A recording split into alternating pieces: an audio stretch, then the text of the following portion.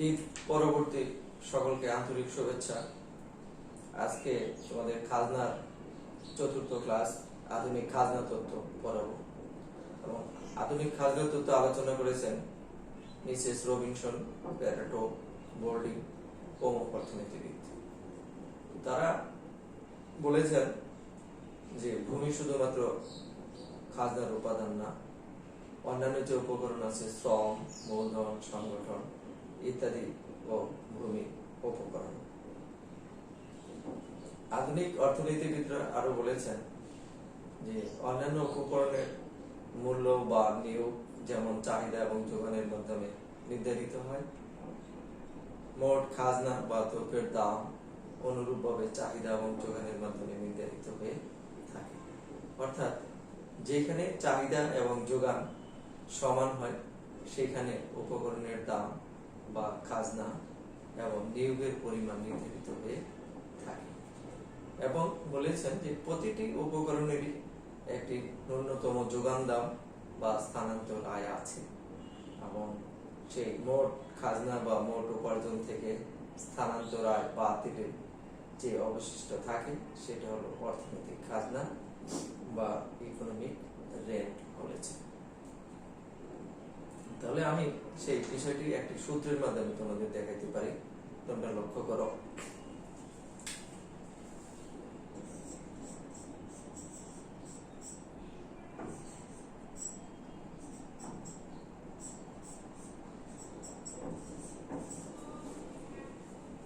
এখানে ER economic rent, এই actual earnings minus transfer earnings, অর্থাৎ মোট যে উপার্জন হয় সেখান থেকে ন্যূনতম যোগান দাম বা স্থানান্তর আয় বাদ দিলে যেটা অবশিষ্ট থাকে সেটাকে বলা হয় অর্থনৈতিক খাজনা। আমি একটা উদাহরণ দিতে পারি তোমাদেরকে। মনে করো কোন একজন উৎপাদনকারী বা উদ্যোক্তা প্রথমে কোন একটি উপকরণ ব্যবহার করে সেখানে ৩,০০০ টাকা আয় করতে পারে, কিন্তু এর পূর্ববর্তী সময়ে সেখানে কোন একটি উৎপাদন ক্ষেত্রে ২,০০০ টাকা আয় হতো। তাহলে এখানে স্থানান্তর আয় হলো ২,০০০ টাকা এবং মোট আয় হলো ৩,০০০ টাকা। এই ৩,০০০ টাকা থেকে ২,০০০ টাকা বিয়োগ দিলে যেটা থাকে সেটা হলো ১,০০০ টাকা। এই ১,০০০ টাকা হলো এখানে অর্থনৈতিক খাজনা বা ইকোনমিক রেন্ট। তো এই জিনিসটা নিম্নে একটি সূচি আছে, এই সূচির মাধ্যমে আমি তোমাদেরকে দেখানোর চেষ্টা করছি। প্রথমে লক্ষ্য করো, উপকরণের ৩টি একক আছে এখানে, প্রথম একক, দ্বিতীয় একক, তৃতীয় একক। এই ৩টি একক ব্যবহার করার ফলে মোট আয় একই রকম হয়। প্রথম একক থেকে ২,০০০ টাকা, দ্বিতীয় একক থেকে ২,০০০ টাকা, তৃতীয় একক থেকে ২,০০০ টাকা। অর্থাৎ এই ৩টা একক ব্যবহার করার ফলে মোট আয় হয় ৬,০০০ টাকা সমান। প্রথম একক এর যোগান দাম বা স্থানান্তর আয় ১,০০০ টাকা, দ্বিতীয় এককের যোগান দাম বা স্থানান্তর আয় ১৩০০ টাকা, তৃতীয় এককের যোগান দাম বা স্থানান্তর আয় ২,০০০ টাকা। তাহলে আমরা এই মোট আয় থেকে যোগান দাম বাদ দিলে যেটা থাকে সেটা হলো খাজনা। প্রথম একক থেকে আমরা এই ২,০০০ টাকা থেকে ২,০০০ টাকা মোট উপার্জন বা আয়, এখান থেকে স্থানান্তর আয় ১,০০০ টাকা বিয়োগ করলে ১,০০০ টাকা থাকে, সেই ১,০০০ টাকা হলো অর্থনৈতিক খাজনা। দ্বিতীয় একক মোট আয় বা উপার্জন ২,০০০ টাকা এবং যোগান দাম ১,৩০০ টাকা, এখানে অর্থনৈতিক খাজনা হলো ৭০০ টাকা। এবং তৃতীয় একক মোট আয় ২,০০০ টাকা, স্থানান্তর আয় ২,০০০ টাকা। তাহলে এখানে কোনো খাজনা থাকে না, এখানে বিয়োগফল ০। অর্থাৎ তৃতীয় একক থেকে কোনো ধরনের খাজনা আমরা পাই না। তাহলে এই যে ৩টি একক যোগ করলে আয় হয়, মোট উপার্জন বা মোট খাজনা হয় ৬,০০০ টাকা এবং যোগান দাম বা স্থানান্তর আয় হয় ৪,৩০০ টাকা। তাহলে এই ৬,০০০ টাকা থেকে ৪,৩০০ টাকা বিয়োগ করলে ১,৭০০ টাকা থাকে। এই ১,৭০০ টাকা হলো আমাদের অর্থনৈতিক খাজনা। অর্থাৎ এই আধুনিক যে তথ্য, সেই তথ্য তারা দেখাইছেন যে শুধুমাত্র ভূমি না, যে কোনো উপকরণ ব্যবহার করলে সেখান থেকে যে আয়টা হয় সেই আয় থেকে যোগান দাম বাদ দিলে যেটা অবশিষ্ট থাকে সেটা হলো অর্থনৈতিক খাজনা। তো এখন এই বিষয়টা আমি তোমাদের একটা চিত্রের মাধ্যমে দেখাইতে পারি। লক্ষ্য করো,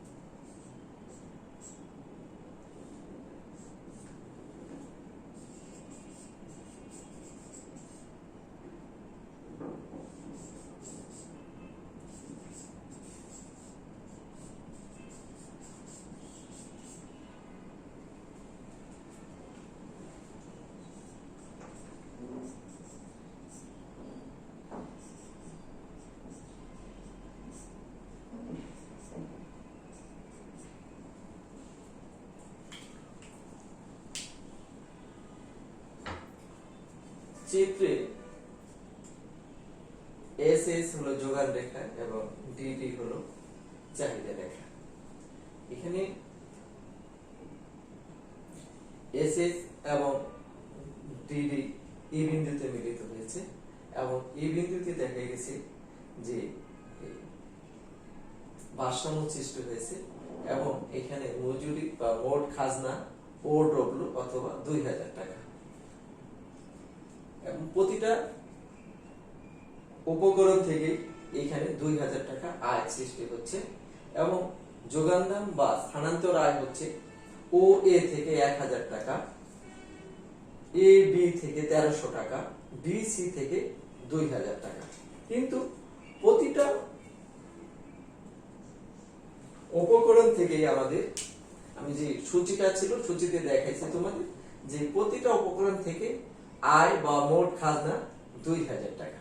তাহলে এইখানে দেখা যাচ্ছে যে এই যে সব কয়টি উপকরণ থেকে মোট আয় হচ্ছে আমাদের 6000 টাকা এবং মোট যোগান দাম হচ্ছে 4300 টাকা। এই 4300 টাকা যদি আমরা 6000 টাকা থেকে বিয়োগ করি তাহলে যে 1700 টাকা থাকে, এটা হলো অর্থনৈতিক খাজনা বা ইকোনমিক রেন্ট। এটা আমি আবার তোমাদের ওই সূত্রটার মাধ্যমে দেখানোর চেষ্টা করছি।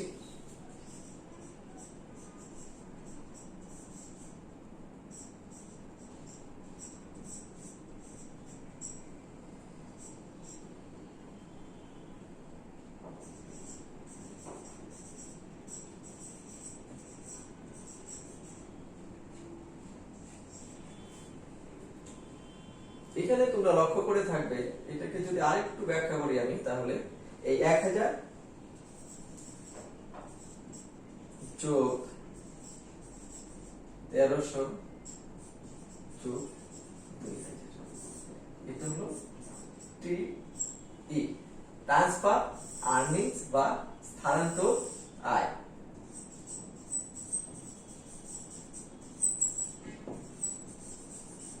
স্থানান্তর আয়, এই টি হলো ট্রান্সফার আর্নিংস বা স্থানান্তর আয়। তাহলে এই 1000, 1300, 2000 এটি যোগ করলে হয় সমান সমান 4300। তাহলে এই যে 4300 6000 থেকে বিয়োগ করলে যেটা থাকে সমান সমান 1700। এই 1700 হলো এখানে ইকোনমিক রেন্ট। আবার আমি বলতেছি এখানে তিনটা উপকরণ, ও এ প্রথম উপকরণ, এ বি দ্বিতীয় উপকরণ, বি সি তৃতীয় উপকরণ। এই তিনটা উপকরণ থেকে আমাদের মোট আয় হয় 6000 টাকা সমান এবং মোট যোগান দাম 4300 টাকা। এই 6000 থেকে 4300 টাকা বিয়োগ করলে আমাদের থাকে 1700 টাকা। এই 1700 টাকা হলো আমাদের ইকোনমিক রেন্ট বা অর্থনৈতিক খাজনা। এই জিনিসটাকে আবার আমরা জ্যামিতিক ভাবে ব্যাখ্যা করতে পারি। এই যে অর্থনৈতিক খাজনাটা, এটা তো একটা গাণিতিক ভাবে দেখাইলাম, এটাকে আমরা জ্যামিতিক ভাবে দেখাইতে পারি। লক্ষ্য করো,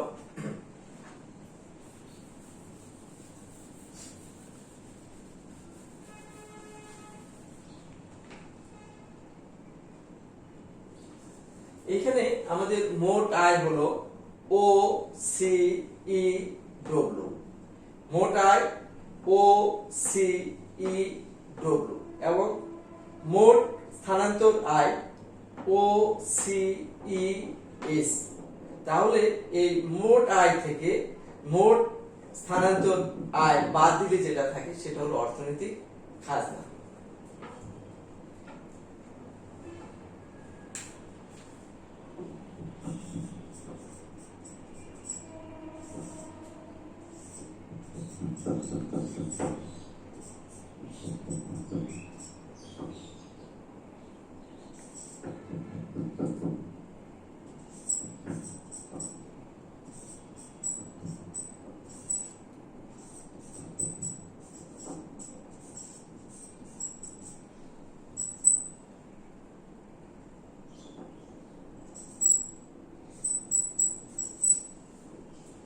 তাহলে লক্ষ্য করো, ও সি ই ডব্লিউ, ও সি ই ডব্লিউ, এই যে পুরো অংশটুকু আছে এটা হলো আমাদের মোট খাজনা বা মোট আয় এবং মোট স্থানান্তর ব্যয় বা যোগান দাম হলো ও সি ই, ও সি ই। তাহলে এই মোট আয় থেকে মোট যোগান দাম বাদ দিলে সেটা থাকে S E W, S E W. অর্থাৎ এই অংশটুকু হলো আমাদের অর্থনৈতিক খাজনা বা ইকোনমিক রেন্ট। তাহলে আমরা প্রথমে তোমাদের সূচির মাধ্যমে দেখালাম, তারপরে এই চিত্রের মাধ্যমে তোমাদের একই জিনিসটা ব্যাখ্যা করলাম আমরা। তাহলে এটা হলো কি খাজনার আধুনিক তত্ত্ব। একটা হলো খাজনার রিকার্ডো তত্ত্ব, আর একটা হলো খাজনার আধুনিক তত্ত্ব। যে সমস্ত জিনিসগুলোকে রিকার্ডো স্থির ধরেছিল, কিন্তু আধুনিক যে অর্থনীতিবিদ তারা সেগুলোকে পরিবর্তনশীল ধরেছে এবং অনেক নতুন নতুন জিনিস ওখানে সংযোজন করেছে। তাহলে এটা এই পর্যন্তই খাজনার আধুনিক তত্ত্ব। পরে তোমাদেরকে দেখে আরো কিছু পড়ানোর চেষ্টা করছি।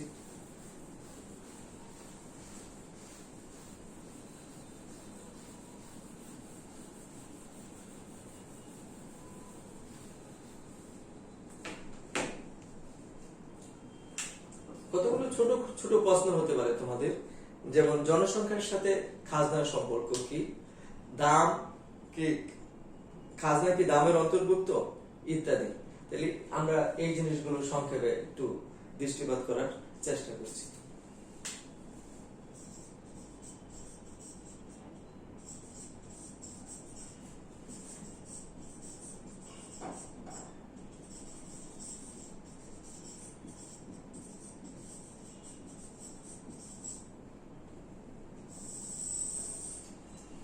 জনসংখ্যার সাথে খাজনার অবশ্যই সম্পর্ক আছে, কারণ রিকার্ডো দেখাইছেন যে জমি তিন ধরনের হতে পারে, উৎকৃষ্ট জমি, মধ্যম প্রকৃতির জমি, নিকৃষ্ট জমি। অর্থাৎ যখন জমির চাহিদা কম থাকে তখন মানুষ শুধুমাত্র উৎকৃষ্ট জমি চাষ করে, তখন জমিনের কোনো খাজনা নাও থাকতে পারে। কিন্তু যখন জনসংখ্যা বাড়তে থাকে, খাদ্যের চাহিদা বাড়তে থাকে, যখন দ্বিতীয় শ্রেণীর জমি চাষ করে, তখন প্রথম শ্রেণীর খাজনার উৎপত্তি হতে পারে। অর্থাৎ আমরা যদি চিন্তা করি যে প্রথম শ্রেণীর জমি থেকে কেউ 300 টাকা আয় করে, তখন শুধুমাত্র প্রথম শ্রেণীর জমিটাই চাষাবাদের অন্তর্ভুক্ত থাকে। আবার যখন কেউ দ্বিতীয় শ্রেণীর জমি চাষাবাদ করে, ওইখান থেকে 200 টাকার সমান আয় হয়, তখন প্রথম শ্রেণীর জমির মালিক 100 টাকা অতিরিক্ত দাবি করতে পারে। তাহলে এখানে দেখা গেছে যে জমিনের যখন চাহিদা তৈরি হয়, তখন জমির যে ব্যবহারের দাম সেটা বেড়ে যায়, অর্থাৎ খাজনা সৃষ্টি হয়। অনুরূপভাবে তৃতীয় শ্রেণীর জমি যদি কেউ চাষাবাদ করে 100 টাকার সমান আয় করে, তখন দ্বিতীয় শ্রেণীর জমির মালিক অতিরিক্ত 100 টাকা ব্যবহারের জন্য দাবি করতে পারে। এভাবে দেখা যায় যতই জনসংখ্যা বাড়বে ততই জমির চাহিদা বাড়বে এবং জমি ব্যবহারের দাম বাড়বে, অর্থাৎ খাজনার সৃষ্টি হতে পারে। তাহলে কি দাঁড়ায় যে জনসংখ্যা বাড়ার সাথে খাজনার সম্পর্ক পজিটিভ বা ধনাত্মক। তারপরে আসা যাক, খাজনা কি দামের অন্তর্ভুক্ত?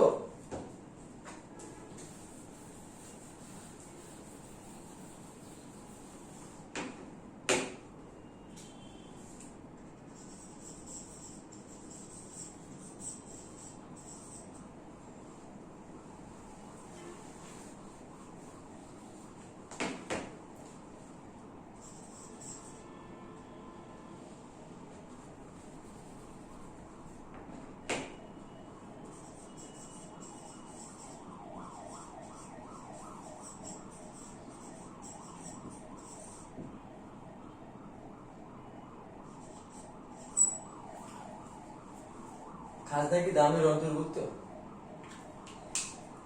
এটা বিভিন্ন অর্থনীতিবিদ বিভিন্ন ভাবে এটা বর্ণনা দিয়েছেন। যেমন রিকার্ডো, পিগো, এরা বলেছেন খাজনা দামের অন্তর্ভুক্ত না, বরং দামেরই একটা অংশ খাজনা। যেহেতু ভূমি প্রকৃতির দান, ভূমির কোনো যোগান দাম নেই, সেহেতু খাজনা দামের অন্তর্ভুক্ত না। বরঞ্চ দাম যদি বেশি হয় তাহলে খাজনা বেশি হতে পারে। এটা হলো যে প্রথম দিকে যে রিকার্ডো বা তার অনুসারী যারা ছিল তারা বলেছে যে খাজনা দামের অন্তর্ভুক্ত না, কিন্তু সামগ্রিকভাবে তারা ব্যাখ্যা করেছে যে খাজনা কখনো দামের অন্তর্ভুক্ত হতে পারে না। কিন্তু পরবর্তী সময়ে এই মিসেস রবিনসন, গোল্ডিং, স্পিল্ডার ইত্যাদি প্রমুখ অর্থনীতিবিদ তারা ব্যাখ্যা করেছেন যে না, খাজনা দামের অন্তর্ভুক্ত। অর্থাৎ যদি কোনো দ্রব্যের দাম বাড়ে তাহলে খাজনাও বাড়ে। অর্থাৎ কোনো দ্রব্যের যে ব্যয়টা আছে সেই ব্যয়টা যদি ব্যয়ের একটা অংশ হলো খাজনা, কাজেই এই খাজনা দামের অন্তর্ভুক্ত। কিন্তু রিকার্ডো বা তার অনুসারী যারা ছিল তারা বলেছে খাজনা দামের অন্তর্ভুক্ত না। কিন্তু যে আধুনিক অর্থনীতিবিদ তারা ব্যাখ্যা করেছে উৎপাদন ব্যয় হলো খাজনার একটি অংশ, অর্থাৎ খাজনা হলো উৎপাদন ব্যয়েরই একটা অংশ, তাই খাজনা দামের অন্তর্ভুক্ত হতে পারে। তো যাই হোক, আবার যখন তোমাদের বিভিন্ন বোর্ডের যে প্রশ্নগুলো আছে, উদ্দীপকগুলো আছে, সেই উদ্দীপকগুলো যখন আমি আলোচনা করব, তখন এই সম্পর্কেও যে প্রশ্নগুলো আছে সেগুলো আরো বিস্তারিত আমি আলোচনা করার চেষ্টা করব। আগামী ক্লাসে আমি তোমাদেরকে যে কোনো এই যে অষ্টম অধ্যায়ের যে খাজনা আছে, খাজনার যে কোনো একটি উদ্দীপক বোর্ডে লিখে তারপরে সেই উদ্দীপকটির উত্তরগুলো ও যে প্রশ্নগুলো থাকবে উদ্দীপকের সেই উত্তরগুলো আলোচনা করার চেষ্টা করব। আজকে এই পর্যন্তই, সকলকে ধন্যবাদ।